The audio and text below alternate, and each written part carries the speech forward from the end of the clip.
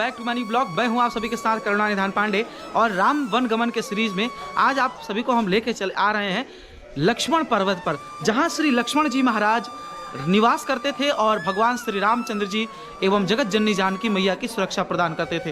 तो आइए हम आगे की तरफ बढ़ते हैं और लेके चलते हैं पूरा का पूरा आप सभी को लक्ष्मण जी का जो टिला है, लक्ष्मण जी की जो पहाड़ी है जहां श्री लक्ष्मण जी महाराज रहते थे, वहां का पूरा दर्शन कराते हैं। पहाड़ी पर जाने के लिए आप सभी पैदल भी जा सकते हैं और रोप वे से भी जा सकते हैं, दोनों माध्यम है। और इसका जो टिकट है वो यहाँ पे प्रोवाइड किया जाता है। आइए आप सभी को लेके चलते हैं और दिखाते हैं पूरा का पूरा दृश्य। यहाँ पर पहुँच चुके हैं यहाँ के काउंटर पर और यहाँ का जो टोटल फेयर है वो 75 रुपीज़ है, और जो कि बहुत ही ज़्यादा है यहाँ के हाइट के अनुसार। और अंकित भाई जो है पेमेंट कर रहे हैं। अंकित जी पेमेंट कर दीजिए जल्दी से। और टोटली 2 लोग का 150 रुपया पेमेंट करने के बाद हम सभी लिफ्ट से श्री लक्ष्मण जी की पहाड़ी के ऊपर चलेंगे और चल के आप सभी को लक्ष्मण जी महाराज का दर्शन भी कराएंगे राम वन गमन के सीरीज़ में। पेमेंट जब आप पूरा कर लेंगे रोपवे का तो इस प्रकार का आपको प्रोवाइड किया जाएगा कार्ड, जो पूरा जैसे कि आप मेट्रो में ट्रेवल करते हो मेट्रो सिस्टम रहेगा। और 260 सीढ़ियाँ हैं टोटल, 260 सीढ़ियाँ आप पैदल भी जा सकते हो और इस रोप वे से भी जा सकते हो, जिसका किराया 75 रुपीज़ है और हाइट के अनुसार बहुत ही ज़्यादा है। और इसका किराया आई थिंक 50 अराउंड अंडर 50 होना चाहिए। तो आखिरकार जो लिफ्ट है वह चालू हो चुका है और यह हमें ऊपर की तरफ लेके चलेगा। और चलिए ऊपर से देखते हैं लक्ष्मण जी की पहाड़ी कैसी है।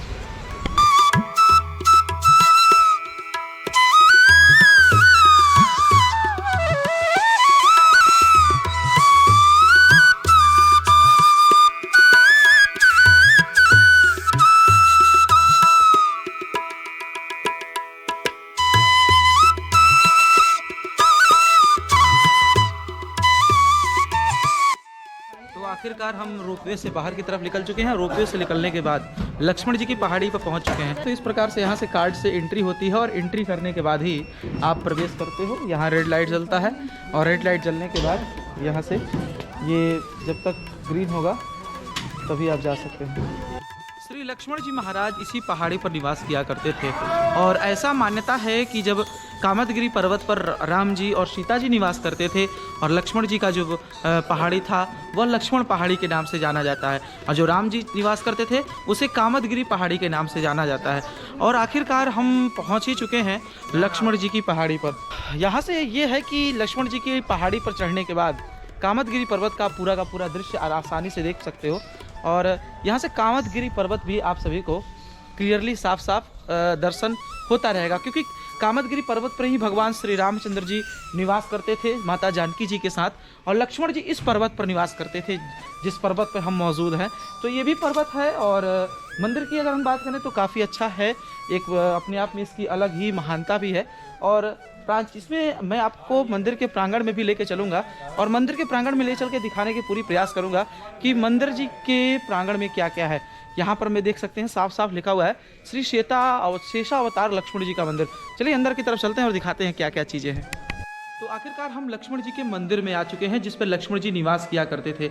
जहाँ तक आप सभी जानते हो कि कामदगिरी पर्वत पर श्री राम जी और जानकी जी निवास करते थे, उसी प्रकार से लक्ष्मण जी इस किला पर निवास करते थे, इस पहाड़ी पर निवास करते थे। और यहाँ के मुख्य महाराज जी हैं, मैं उनसे वार्तालाप करूँगा और जानूंगा कि क्या है, किस प्रकार से लक्ष्मण जी कब से कब तक यहाँ निवास किए और लक्ष्मण जी ने क्या क्या व्रत और तपस्या किया अयोध्या जी से आकर के इस चित्रकूट की तपोभूमि पर। लक्ष्मण जी का जो किला है इस संबंध में पूरी जानकारी दें, किस प्रकार से लक्ष्मण जी इतने दिन तक यहाँ रहे और निवास किए और क्या क्या उन्होंने कार्य किया। जब भगवान को 14 साल का वनवास हुआ था जी, तो लक्ष्मण जी से बोले कि आप ऐसा करो कि आप अयोध्या की माता पिता की गुरु की सेवा करना।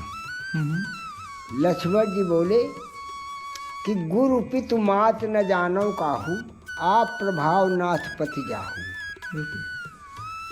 तब भगवान बोले कि भाई लक्ष्मण जी, आप माता पिता को नहीं जानते हो, गुरु को नहीं जानते हो, तुम मानते किसको? मानव सबय एक तुम स्वामी, दीन बंध गुरु अंतर्यामी। तब बोले कि ठीक है भाई जी, चलो। तब फिर महारानी जी, भगवान, लक्ष्मण जी तीनों आए हैं, तो वाल्मीकि जी के आश्रम पर आए हैं। तो आप अपने स्क्रीन पर देख लें, ये है शेषावतार लक्ष्मण जी का मंदिर और बहुत प्राचीनतम मंदिरों में से एक है। और मंदिर के अंदर की बात करें तो इतने बड़े पहाड़ पर इस प्रकार का मंदिर होना आश्चर्य की बात है। सबसे पहले यहाँ पर मंदिर के प्रांगण में आप घुसते हैं, श्री लक्ष्मण जी महाराज का यह मंदिर आप दर्शन कर सकते हैं, जिसपे साफ साफ लिखा है शेषावतार श्री लक्ष्मण जी का मंदिर। और लक्ष्मण जी महाराज को यहाँ शेषावतार में दिखलाया गया है और लक्ष्मण जी महाराज यहाँ पर अकेले हैं। साथ ही साथ नीचे की तरफ यहाँ ठाकुर जी की भी बहुत ही संख्या है, ठाकुर जी यहाँ बहुत ही संख्या में विराजमान है। और इन सारे मंदिरों में दर्शन करने के बाद जैसे कि आप बाहर की तरफ निकलोगे तो आपको अन्य भी यहाँ पर मंदिर देखने को मिलेगा। लक्ष्मण जी महाराज का शेषावतार के साथ साथ यहाँ पर आप सभी को लक्ष्मण जी महाराज धनुष बाण हाथ में लिए हुए राम जी के लिए रक्षा करते हुए भी नजर आ जाएंगे। तो यहाँ पर देख सकते हैं भगवान श्री लक्ष्मण जी महाराज वीर आसन में बैठा हुआ यह प्रतिमा है, आप सभी को यहाँ पर देखने को मिलेगा।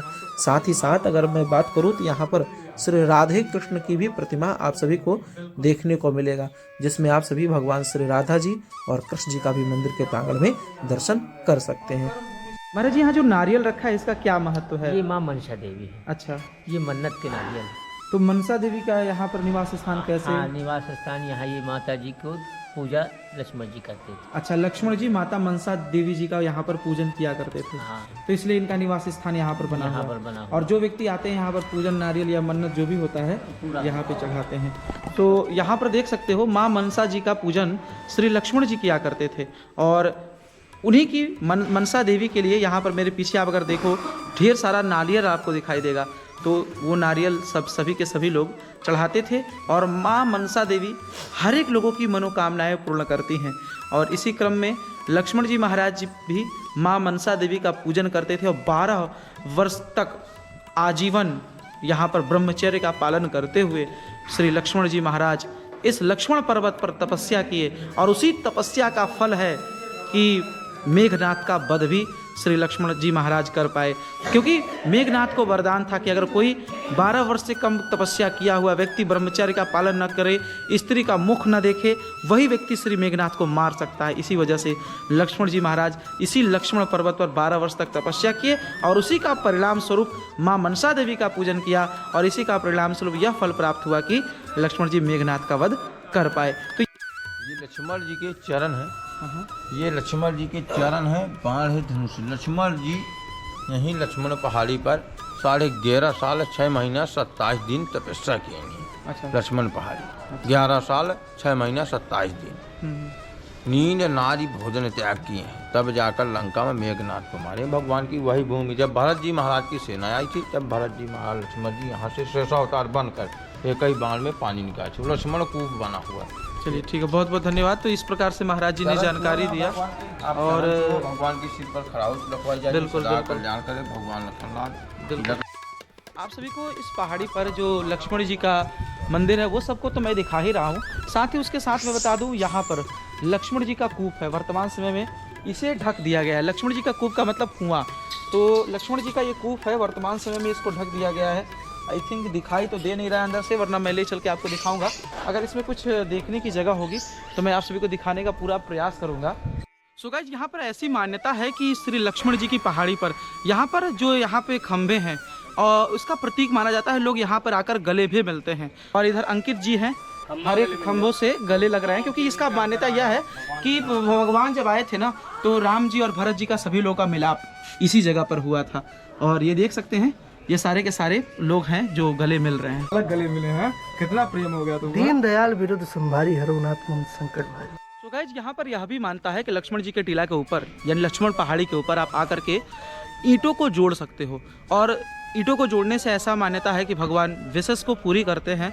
और ये आधुनिकता की वजह से मानिए या प्राचीनता की वजह से मानिए, लेकिन कई ऐसे रीज़न होते हैं और ये सबसे बड़ी चीज़ होती है इन चीज़ों में बिलीव।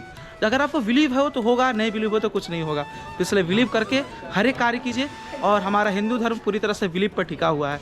तो ये अगर नाथ देखोगे और गुण हमारे, अगर नाथ देखोगे और गुण हमारे, तो हम कैसे भव से लगेंगे किनारे, अगर नाथ देखोगे अवगुण हमारे, अगर नाथ देखोगे। ये माना राम है और पापी कुटिल है, ये माना राम है और पावन कुटिल है, ये माना राम है और पावन कुटिल है। फिर भी हम हैं भगवन सहारे, अगर नाथ देखोगे अवगुण हमारे।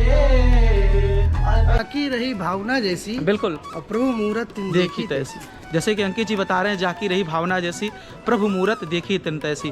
बिल्कुल सही बात है, हमारी जैसी भावना होगी हम भगवान की मूरत या भगवान के प्रति प्रेम स्नेह उसी प्रकार से देख सकते हैं। या भगवान ही नहीं, हम किसी भी व्यक्ति को, चाहे हम हो, आप हो, समाज का कोई भी व्यक्ति हो, हम सभी उसको उसी दृष्टि से और उसी नज़रिए से देखते हैं। चलिए, अगर आप सभी को यह वीडियो इंफॉर्मेटिव लगी हो तो आप सभी से रिक्वेस्ट करेंगे इस वीडियो को लाइक शेयर सब्सक्राइब व कमेंट करना बिल्कुल मत भूलिएगा।